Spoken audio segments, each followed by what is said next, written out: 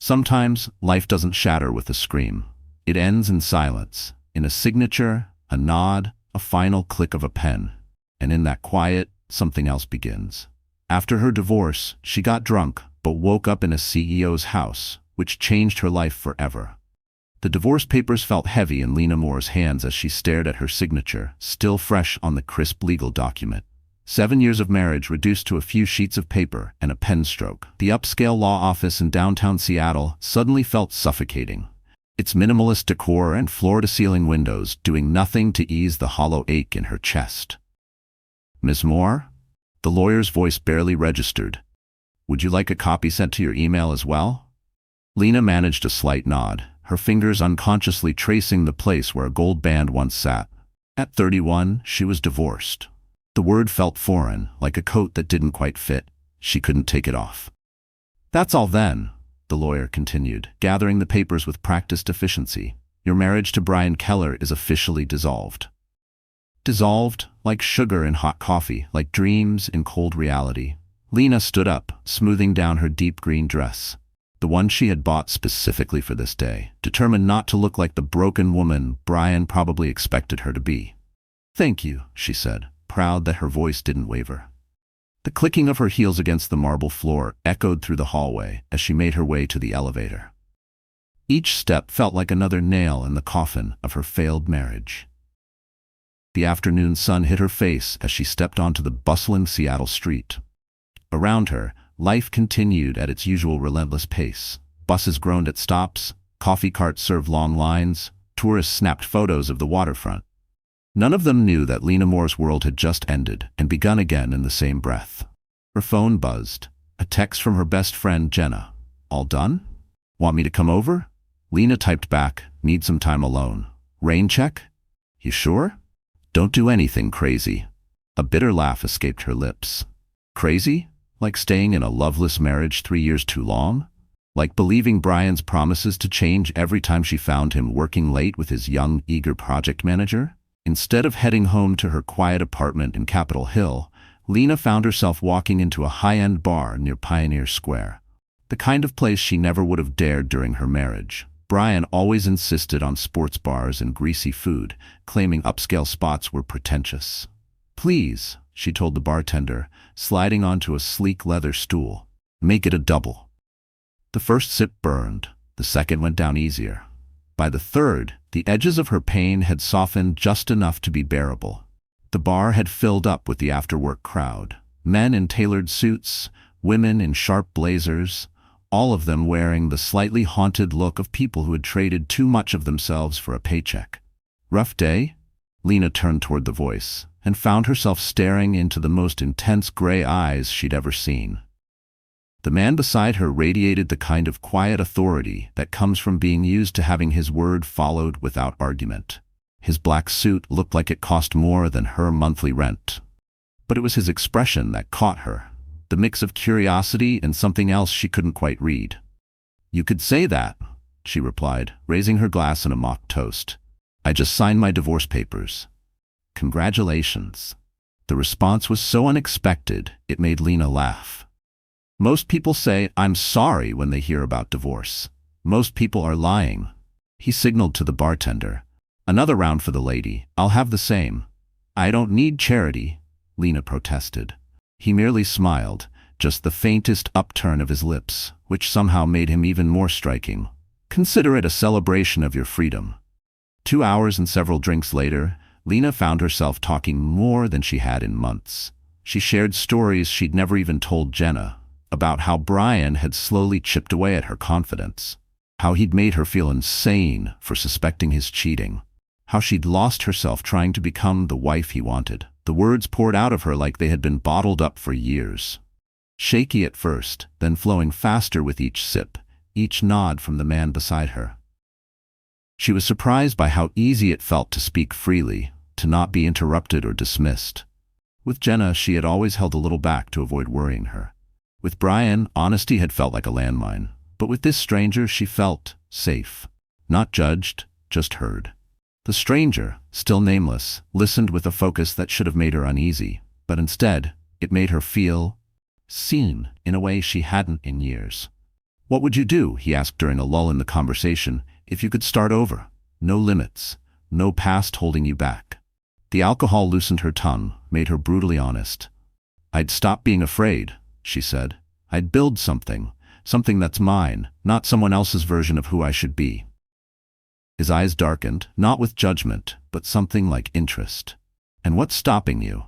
Reality. Money. The fact that I just spent the last 7 years being nothing but Brian Keller's wife. Those sound like excuses. The words should have pissed her off, but the way he said them, so calm, so matter-of-fact, made her pause. Maybe they are, she admitted, pushing herself up from the bar. The room tilted. But they're my excuses, and I've earned them. She took a step and stumbled. His hand shot out, warm and steady at her waist. Let me call you a car. I can manage, she said, even though they both knew she couldn't. The emotional wreckage and alcohol had turned her legs to jelly. I'm sure you can, he said, gentler now. But you don't have to. His voice had changed, softer now, almost cautious. She looked up and saw no pity in his face, only understanding and something steadier. It was such a small thing, but it cracked something in her. For the first time in years, someone was offering to help without asking for something in return.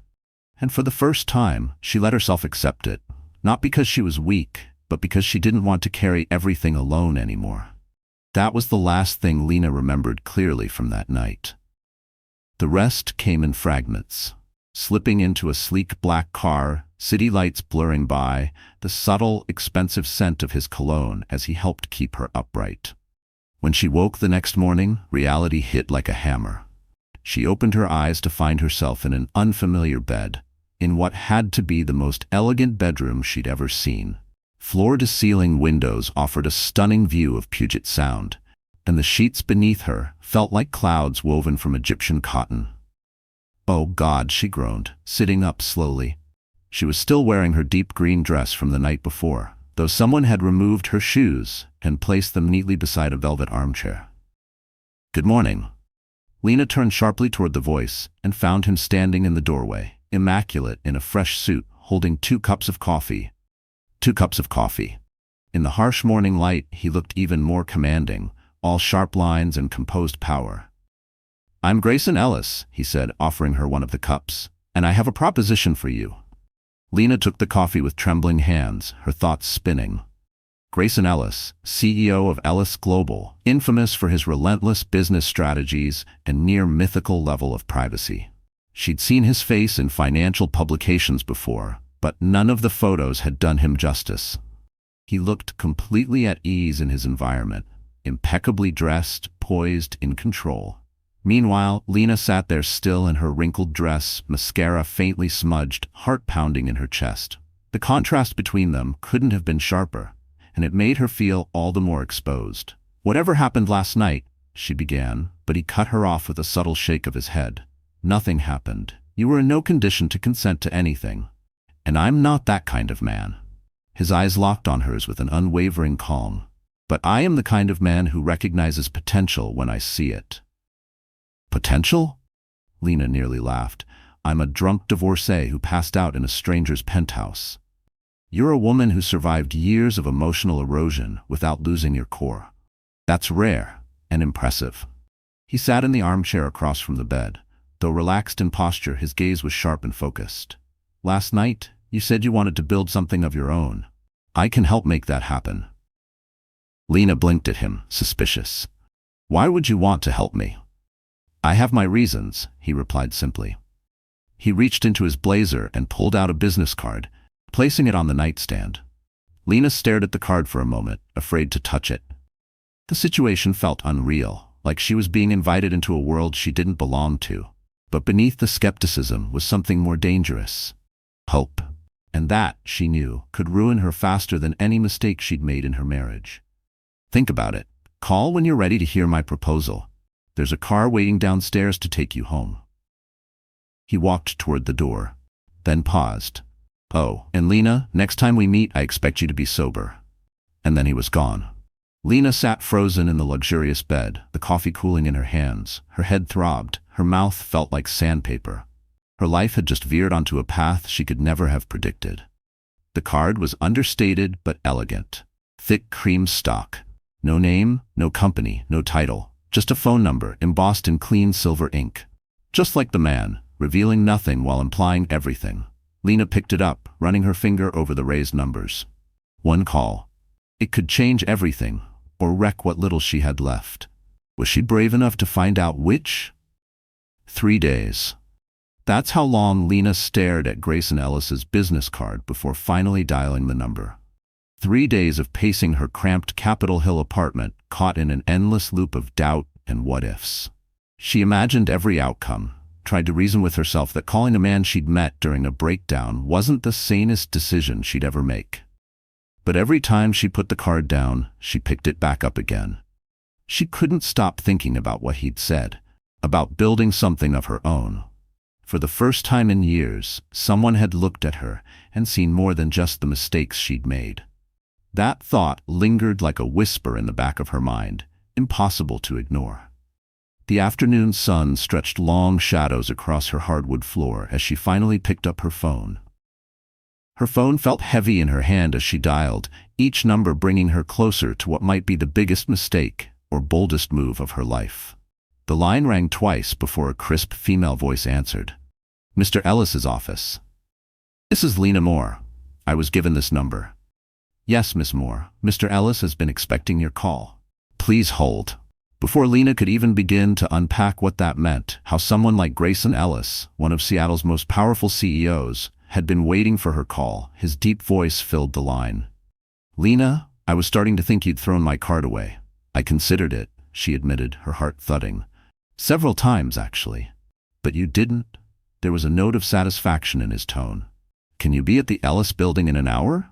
Lena glanced at her reflection in the window, messy bun, bare face, yoga pants, and an oversized hoodie. Yes, I can make it. Good. Tell security your name when you arrive. He paused. And Lena, this time, dress for the job you want, not the life you're leaving behind. The line went dead before she could say anything. Lena stared at her phone, equal parts annoyed and intrigued by his nerve. Who was he to dictate how she should dress? But the irritation was quickly chased by something colder. Doubt. A memory surfaced, sharp and cruel. Brian's voice, low and mocking, when she once wore that same designer dress for an interview 2 years ago. You look like you're playing dress-up, he'd said. No one's going to take you seriously in that. She'd shoved the dress to the back of her closet after that, until now. But annoyance wasn't the only thing churning in her chest. Underneath it, something else stirred. Curiosity, maybe. Or the quiet thrill of stepping into something unknown. As she stood there, the voice in her head, the one that used to sound a lot like Brian, told her she wasn't enough. Wasn't the right type, didn't belong. But she was tired of that voice. And maybe, just maybe, she was ready to stop listening. But even as the irritation rose, her feet were already carrying her toward the bedroom. She pulled out the only designer dress she owned, a sleek black sheath she had bought for interviews but never dared to wear. Her fingers hesitated at the zipper. What if she still looked like someone pretending to be confident? What if nothing had changed? But she forced herself to breathe, to move. Putting on the dress wasn't just about fashion. It was a quiet rebellion against everything that had once made her small. As she slid into the dress, she realized how long it had been since she'd looked at herself and seen possibility instead of past mistakes. The fabric hugged her body with a confidence she didn't quite feel yet, but wanted to. She added a touch of makeup, not to impress him, but to remind herself who she was, who she could be again. 58 minutes later, Lena stood in the gleaming lobby of the Ellis building. Her hair was swept up in an elegant knot, her makeup subtle but defined. She looked composed, purposeful. The security guard checked her ID, then gestured toward a private elevator. Top floor. They're expecting you. The elevator ride gave Lena far too much time to doubt herself. What on earth was she doing? What could Grayson Ellis possibly want with her? Her fingers curled around the strap of her purse as the numbers ticked higher. Her reflection in the polished elevator walls looked calm, but her stomach was a war zone. She had always dreamed of being in a room like this, but not like this. Not as a question mark. Not as someone unsure whether she was walking into an opportunity or a trap. The doors opened directly into a reception area so sleek it made her pause. glass walls gave way to an unbelievable view of downtown Seattle. "Miss Moore?" An elegant woman in her 50s greeted her with a polished smile. "Please, follow me." Lena was led through towering glass doors into an office that redefined executive luxury. The floor-to-ceiling windows offered a panoramic view of the skyline. The furnishings were modern but restrained, speaking of power, not excess. Grayson stood near one of the windows, back to her, his voice low but resolute on a call. "Yes, that's correct. No negotiations," he said, his tone wrapped in silk over steel. "They accept the terms by end of day, or we proceed with the hostile acquisition." He ended the call and turned to face her. Lena's breath caught. He radiated even more authority than she remembered. His gray eyes swept over her, lingering just long enough to make her skin warm. "Much better," he said, gesturing toward the leather chairs in front of his desk. "Please, sit. Is this where you finally tell me what was so urgent it couldn't be said over the phone?" She was proud, her voice didn't waver. Grayson's mouth curved in what barely passed for a smile as he lowered into his seat behind a massive desk. "This is where I offer you the chance to change your life." He opened a drawer and pulled out a thick folder. "But first, tell me, what do you know about Ellis Global?" Lena straightened slightly. "You're one of the largest privately held corporations in the country. You specialize in technology and commercial real estate development. You're known for acquiring struggling companies, either turning them around or breaking them apart for assets." "Very good. What else?" "Your reputation is controversial," Lena said. "Some call you brilliant, others ruthless. You've never lost a corporate fight. And you're famously private when it comes to your personal life." Grayson's eyes locked onto hers, a hint of challenge. "And what do you think?" Lena didn't flinch. "I think successful people always attract controversy, and I think privacy is underrated in this world." Something flickered in his expression. Approval, maybe? He opened the folder and slid a single page across the desk. "Read this." Lena picked up the document. Her eyes widened as she scanned the contents. "This is a job offer," Grayson said. "Executive assistant to the CEO. Salary, likely triple what you earned before. Full benefits, stock options, performance bonuses." "Why me?" she asked, looking up. "You don't know anything about my background." "I know everything about you, Lena Moore." He pulled out another sheet from the folder. "You graduated summa cum laude from the University of Washington, double major in business and communications. You were set for a strong career until you married Brian Keller and let him talk you into becoming his assistant instead." Lena's cheeks flushed with heat. "You had me investigated." "I don't make decisions without all the facts," he said flatly, not a hint of apology in his tone.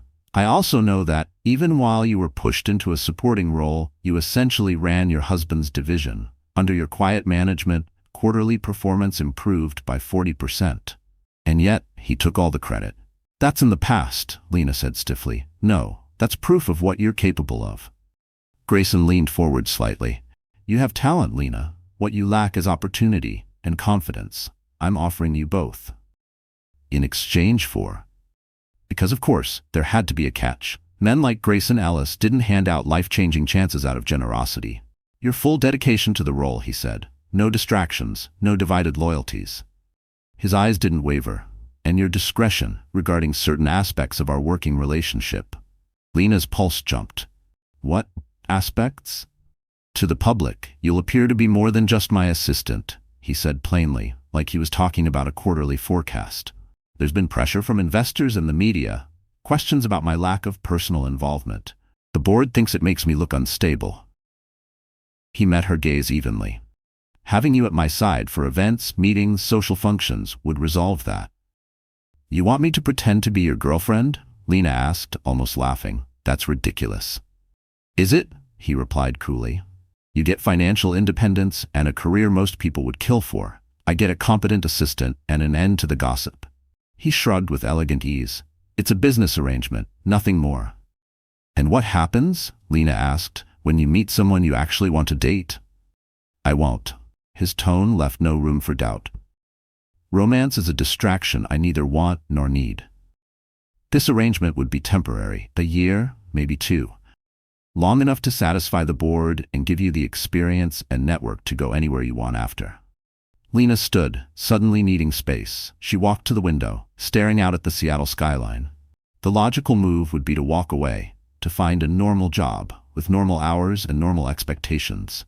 But normal hadn't gotten her very far. Normal had given her a man who belittled her ideas and dismissed her dreams.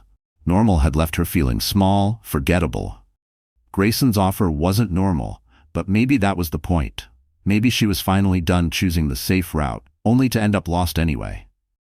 Still, a shadow passed through her thoughts. The last time she'd followed someone else's lead, it had cost her years.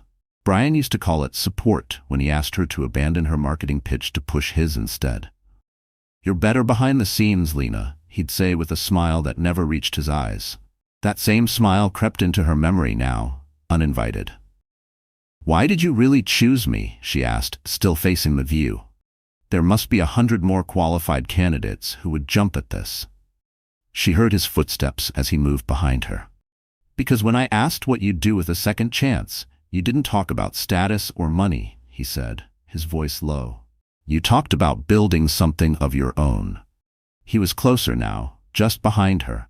"And because you're the first person I've met in a long time who sees a man when they look at me, not just a corporate empire." Lena turned, surprised by how near he was. This close, she could see the silver flecks in his storm-gray eyes, feel the weight of his presence pulling at her like a magnet. Her breath caught, not just from his proximity, but from the honesty of his words. She had spent so long being invisible, first to Brian, then to the world around her, that the idea of someone truly seeing her was almost unbearable. Almost. Could she trust her instincts this time? Or was this just another illusion of power disguised as an opportunity? Her heart tugged in one direction, her memories in another. "If I say yes," she said slowly, "there would have to be boundaries." "Of course." He stepped back, the professional mask sliding smoothly back into place. "Everything will be clearly spelled out in the contract. Take it home, review it with a lawyer if you want. But I'll need your answer by tomorrow evening." Right on cue, his assistant appeared in the doorway. "Mr. Ellis, your 3 o'clock is here." Grayson nodded, then turned back to Lena. "The car downstairs will take you home." He handed her the folder. "Oh, and Lena, don't let the fear of change keep you from reaching for what you deserve." Walking out of the Ellis building, Lena felt like she was floating. The folder in her hands held either her salvation or her downfall, and she had less than 36 hours to decide which. Her phone buzzed. Expecting a text from Jenna, she was stunned to see Brian's name on the screen. "We need to talk. I made a mistake. Please meet me for coffee." Lena stared at the message, her grip tightening around the folder. 5 years ago, that text would have sent her running back. Now, it only solidified her resolve. Some doors needed to stay closed, for new ones to open. The question was she ready to walk through? 2 weeks into her new position at Ellis Global, Lena was starting to understand why Grayson Ellis had the reputation he did. For brilliance, yes, but also for ruthless efficiency. From her desk, a glass-walled alcove connected directly to his office, she watched him dismantle another competitor during a video conference. "Your company's value dropped 12% following the data breach," Grayson said, his voice level, calm. Too calm. Lena had learned that was his most dangerous tone. "You can either accept our offer now, or watch it drop further. Another 20% when the full report hits tomorrow." Lena tried not to admire the elegant brutality of Grayson's strategy, but it was like watching a chess grandmaster dismantle his opponent piece by piece.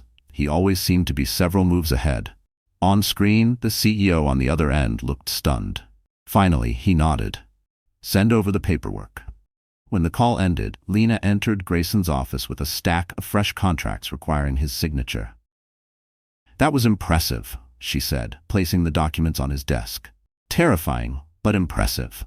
"Business isn't about being liked," he replied, though a flicker of amusement touched his eyes. "It's about being effective." He glanced at his watch. "Are you ready for tonight?" Lena's stomach twisted. Tonight was their first official public appearance, a charity gala brimming with Seattle's elite. "As ready as I'll ever be." "The dress I sent over, did it fit properly?" "You mean the Valentino gown that probably costs more than my old annual salary?" Lena arched an eyebrow. "Yes, it fits, though you really didn't have to." Image is everything in this world. He cut in smoothly. You're not just my assistant anymore, Lena. You're an extension of Ellis Global. His eyes drifted briefly over her outfit, a sharply tailored black pantsuit she'd bought with her first paycheck. You're learning, but tonight needs to be perfect. Before Lena could respond, her phone buzzed. She glanced down and froze. Brian, saw your photo in the business section. Working for Ellis now? We really need to talk. You're making a huge mistake. Her fingers trembled as she deleted the message. It wasn't the first one he'd sent since she'd taken the job, but it was the most direct. The words on the screen stung more than she expected. Not because she missed him, but because even now, even after everything, he still tried to control the narrative, still acted like he had a right to question her choices. She prayed Grayson hadn't noticed. Of course he had. Problem?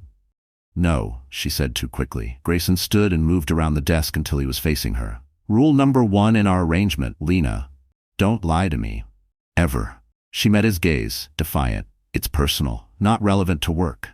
Everything about you is relevant to this arrangement. His tone softened slightly. Brian? Lena gave a reluctant nod. You won't stop texting, nothing threatening, just persistent. Something dark flashed behind Grayson's eyes. Do you want me to handle it? No. The word came out sharper than she meant. She steadied herself. No, thank you. I need to handle this myself. There was a long pause between them, filled with something unspoken. Lena could feel the weight of Grayson's stare, sharp, assessing, but also something else, something more protective than possessive.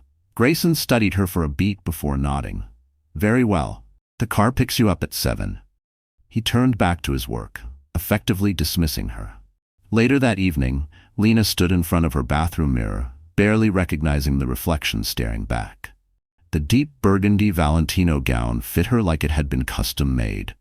Its sleek silhouette gave her an air of elegance and mystery. She'd spent over an hour on her makeup, perfecting a smoky eye that made her hazel eyes look wide and dramatic. A text from Jenna popped up on Lena's screen. Holy, you're going to the Morrison Foundation Gala with Grayson Ellis? Call me. Lena smiled, typing back, part of the job. Don't believe everything you read in the society pages. Just as she hit send, the doorbell rang, exactly at 7. She grabbed her clutch, took one final glance in the mirror, and opened the door. Only it wasn't the driver. It was Brian. Lena instinctively stepped back. Brian, what are you doing here? You look. His eyes moved slowly over her gown in a way that made her skin prickle. Beautiful. Getting all dressed up for Ellis? You need to leave, Lena said, reaching for her phone. But Brian grabbed her wrist. Come on, Len, we need to talk. His grip wasn't painful, but it was tight enough to raise every internal alarm. You can't seriously be involved with him. Do you know what people say about Ellis in the business world? Let go of me. Lena's voice was steady, even though her heart raced. Now you're making a scene, Brian hissed, but his grip loosened slightly. I'm trying to protect you. Ellis is dangerous. He destroys everything he touches. Like you destroyed my confidence? Lena snapped. Like you wasted 5 years of my life? That's not fair. Miss Moore? A deep voice cut in from the hallway.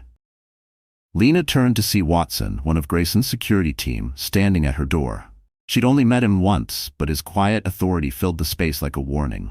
Brian immediately stepped back, his entire demeanor shifting to something more polished. We were just talking. Miss Moore? Watson said, ignoring Brian completely, his gaze fixed on Lena. Mr. Ellis is waiting in the car. I'm fine, Lena said, walking past Brian without a second glance. Please make sure Mr. Keller finds his way to the elevator. In the elevator, Lena's hands trembled. She pressed them against the cold metal wall, trying to calm herself. He won't be able to enter the building again, Watson said quietly. We've already updated the security protocols. Lena nodded, grateful. She spent the rest of the ride steadying herself. Brian wouldn't ruin this night. He wouldn't take anything else from her. Grayson was waiting in the back of the Rolls-Royce, looking devastatingly sharp in a black tuxedo. One look at her face and his expression darkened. What happened? Brian was at my door. Lena slid into the car carefully, not wanting to wrinkle the gown. It's handled. Clearly. Grayson's tone could have turned flames to ice. That's why you're trembling. I said it's handled. Lena met his gaze squarely. You hired me because you believed in my capabilities, right? He said nothing. So believe in them now. Something shifted in Grayson's expression. Respect, maybe? Or something close to understanding. He reached into a compartment and pulled out a small velvet box. These seem appropriate for tonight. Lena opened it and inhaled sharply. Diamond drop earrings. Elegant, exquisite, likely worth more than her entire student loan debt. Grayson, wear them, he said simply. Consider it part of the business arrangement. As Lena fastened the earrings, she caught him watching her in the dim lighting of the car.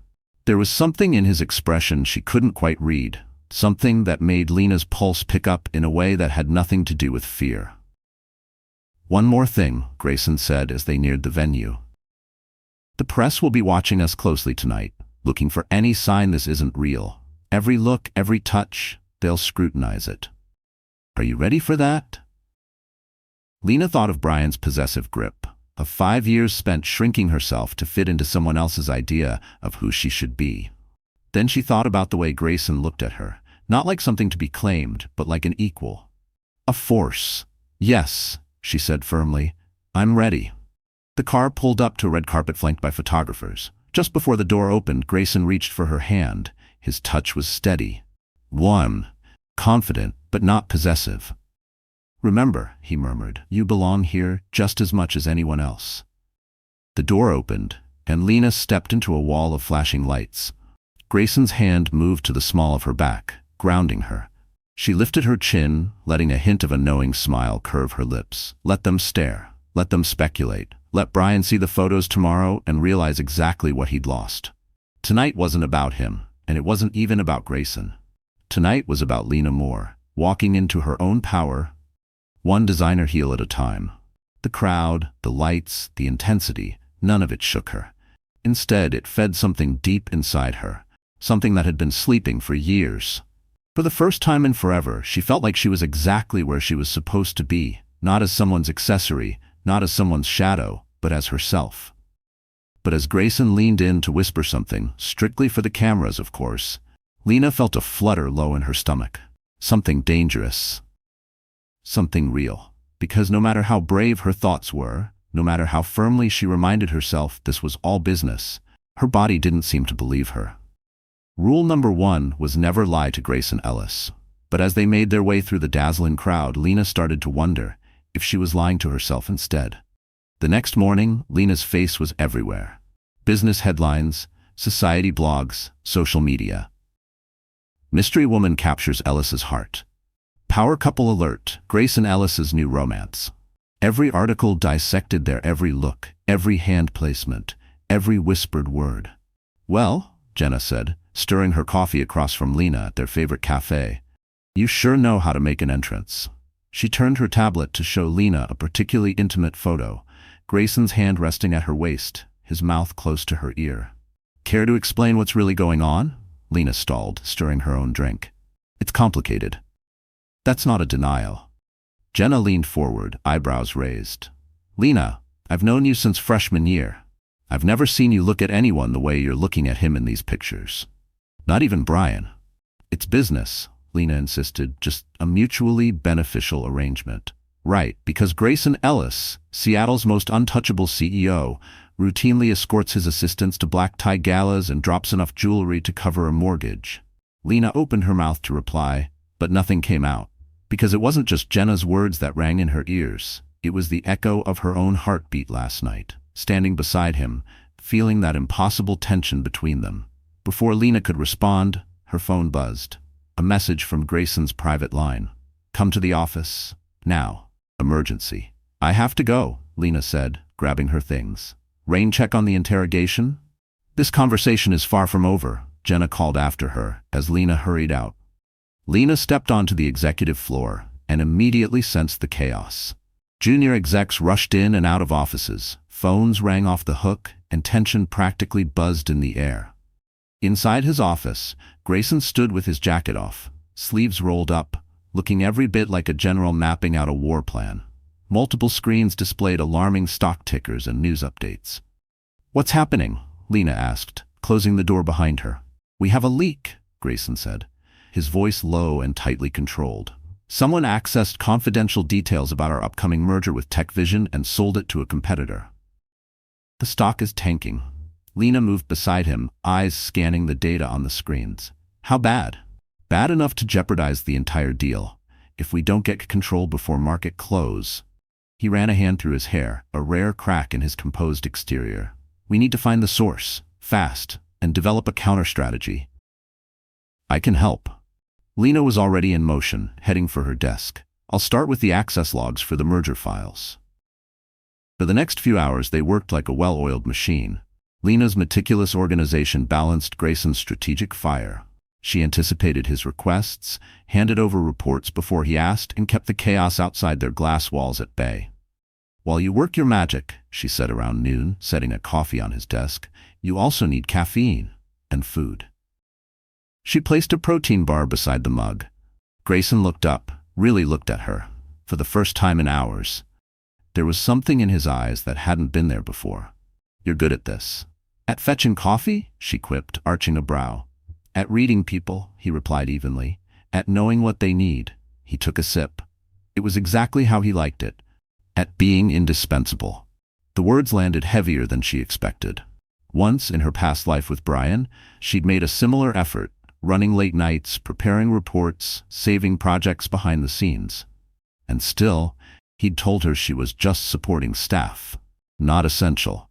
Not irreplaceable. But Grayson saw her. Really saw her. And it scared her, because it meant she could lose something real, again. Before Lena could say anything, her screen pinged with an alert. Grayson, look at this. She turned her monitor toward him. There's something strange in the access logs. Multiple login attempts from a single IP address, using credentials that should have been deactivated months ago.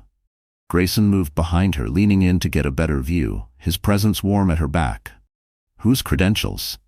Lena's stomach sank as the user ID popped up. Amanda Pierce, she said quietly. Brian's former assistant. The one he... Grayson's hand tightened on the back of her chair. Call security. Have them. But a commotion outside cut him off. Through the glass, they saw Brian storming down the corridor, brushing past two security guards trying to stop him. Sir, you can't? One began. Brian shoved him aside and burst through the door. Really, Lena? His voice dripped with venom as his eyes took in her closeness to Grayson. Sleeping your way to the top? I thought you had more self-respect. Grayson tensed behind her, but before he could move, Lena stood. You need to leave, Brian, now. Not until we talk. His eyes were wild, his usually polished appearance unraveled. You're making a huge mistake. Ellis is using you, just like he uses everyone. Ask him about his family. Ask him what happened to. That's enough. Grayson's voice sliced through the air like a blade. He pressed a button on his desk. Within seconds, more security entered the office. Remove him and contact legal. I want a restraining order filed immediately. As the guards dragged Brian away, he twisted around and shouted over his shoulder. You think you know him, Lena? You don't know anything. Ask him about Catherine. Ask him what really happened 3 years ago. The silence that followed his exit was suffocating. Lena's hands trembled, not with fear but fury. I'm so sorry. I never thought he'd... Don't, Grayson said tightly, his back to her now, posture rigid as he stared out the window. Don't apologize for him. He stood in silence, tension radiating off him. Lena watched the muscles in his shoulders tighten beneath his shirt, the way his hands gripped the edge of the windowsill like it was the only thing grounding him. A part of her wanted to say something, to close the distance, to help. But another part knew he needed to decide whether to let her in. But he's right about one thing, he said at last, voice clipped. There are things you don't know about me. Lena stepped closer. Then tell me. For a long moment, she thought he wouldn't, but when he finally spoke, his voice was raw, stripped of its usual armor. Catherine was my sister. He didn't turn around, just kept his gaze fixed on the city. She died in a car accident 3 years ago. She was brilliant and wild. Engaged to my best friend, James Richardson. Lena's chest tightened. She remembered the story, how a young couple had died in a tragic crash. It had dominated the news cycle. She just never connected it to Grayson. They were fighting that night, he continued, about the prenup my legal team had pushed for. If I hadn't been so controlling, so obsessed with protecting the family fortune, they might have stayed home. They might still be alive. His fists clenched on the windowsill. Without thinking, Lena stepped forward and gently covered one of his hands with hers. To her surprise, he didn't flinch, didn't pull away. The silence between them was fragile, woven from grief and something tender. Her hand stayed over his, a small offering of empathy in a world where power often drowned out pain. "It wasn't your fault," she said quietly. "Wasn't it?"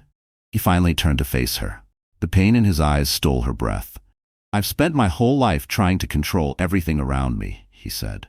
"It's how I survive. But control, it's an illusion, and sometimes the cost of learning that is unbearable." Suddenly, Lena understood why he kept people at a distance, why their arrangement had to stay professional, why he'd built walls so high no one could scale them. It wasn't indifference, it was self-preservation. His strength wasn't armor, it was scar tissue. "Is that why you chose me?" she asked softly. "Because you thought I was safe, that I'd been hurt enough not to want anything real?" "I chose you," Grayson said, voice low, "because you're the first person since Catherine who wasn't afraid to challenge me. The first person who made me want to risk losing control." The space between them vibrated with tension. Lena was acutely aware of the narrow distance separating them. The heat coming off Grayson's body, the dark intensity in his gaze. "Grayson," she whispered. She didn't know if it was a warning or an invitation. The shrill ring of his phone shattered the moment. The name flashing on the screen, TechVision CEO. Reality came crashing back in. They had a crisis to manage, a leak to contain, a company to save. Whatever this was between them, whatever it could become, would have to wait. Grayson answered the call, his expression cooling, the CEO mask snapping into place.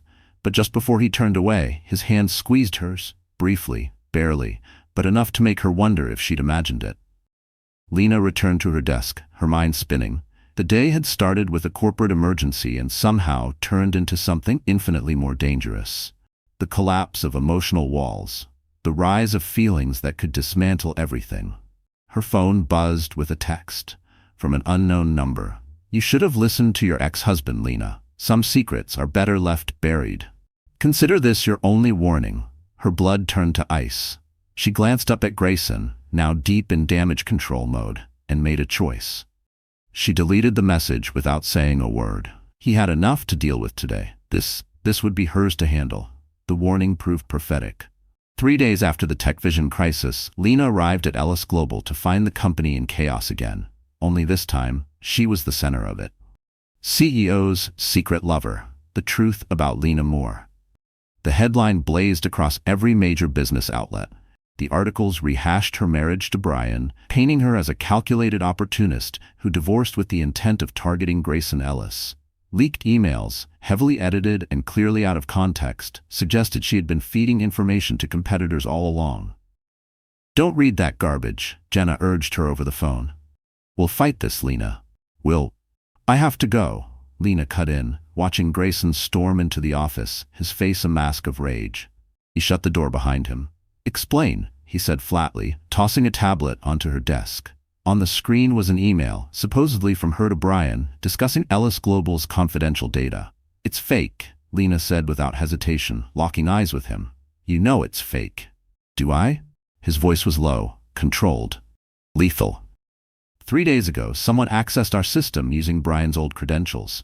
Now, out of nowhere, there's an email linking you to him, suggesting you've been working with him this entire time. That's quite a coincidence.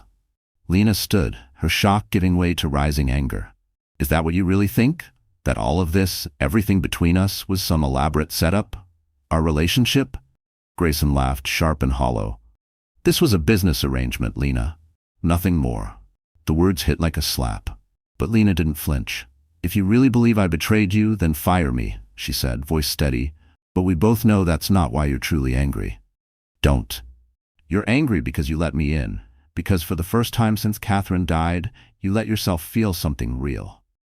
Grayson slammed his hands on the desk. The crack echoed through the office, making Lena jump. "You don't get to talk about her." "Why not?" she challenged, stepping closer, her voice softening. "Because it hurts? Because it reminds you you're still human?" "I know you're scared, Grayson. I am too. But I would never betray you." For a second, something vulnerable flickered in his eyes. Then his phone buzzed. An unknown number. Lena's blood went cold. The same number that had threatened her days earlier. Grayson's expression hardened as he read the message. "When were you going to tell me about the threat?" he asked, voice like steel. "How did you?" "I had IT monitoring all communications after the breach." "Why didn't you tell me?" "Because you had enough to handle," Lena said, running a hand through her hair. "And because I'm not Catherine Grayson. I don't need you to protect me." She knew the moment the name left her lips that she'd hit something raw. The shift in his posture wasn't subtle. It was as if a door slammed shut inside him. The mention of his sister seemed to snap something in him. "Get out." "What?" "You're suspended. Pending an investigation. Security will escort you." "Grayson, please." "Now, Lena." She grabbed her purse, pride warring with heartbreak. She wanted to scream, to throw the truth at him, to beg him to see past his fear. But she didn't. Not because she wasn't breaking inside, but because she refused to shatter in front of him. Not again. At the door, she paused and turned back. "You know what the difference is between control and trust?" He didn't answer. "Control is about fear. Trust is about courage. And right now, you're being a coward." She left before he could say anything. Her head held high as she passed the silent stares of employees. Lena didn't cry until she reached the sidewalk. Then the tears came. Hot, silent, angry. They weren't just about Grayson. They were about everything she'd swallowed for years. Every time she doubted herself. Every time someone had made her feel small. And this time, the betrayal came from someone she never expected. Her phone buzzed again.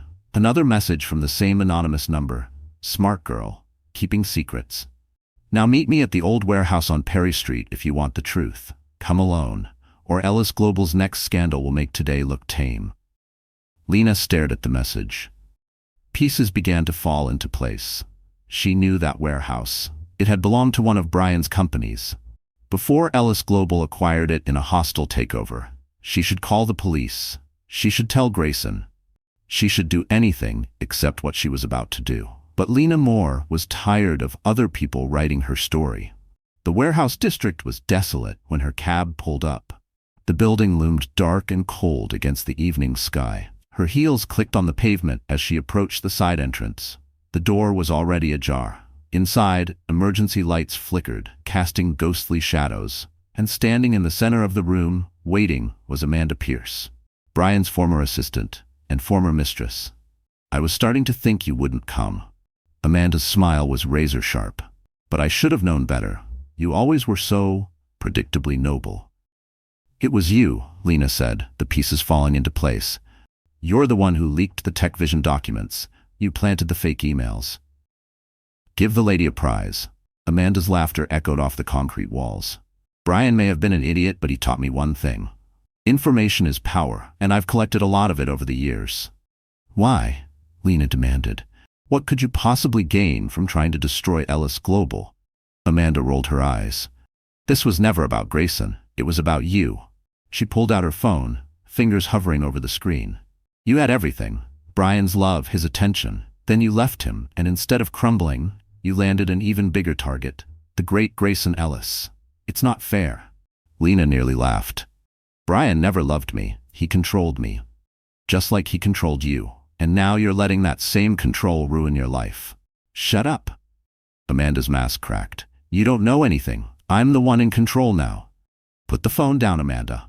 Lena's heart jumped at the sound of Grayson's voice. He stepped out from the shadows, his expression stone cold as his eyes locked on Amanda. Lena's mouth opened. "How did you? Did you really think I wouldn't have a tracker on your phone after everything with Brian?" Grayson's voice never left ice-cold calm. "And speaking of Brian, he's in custody.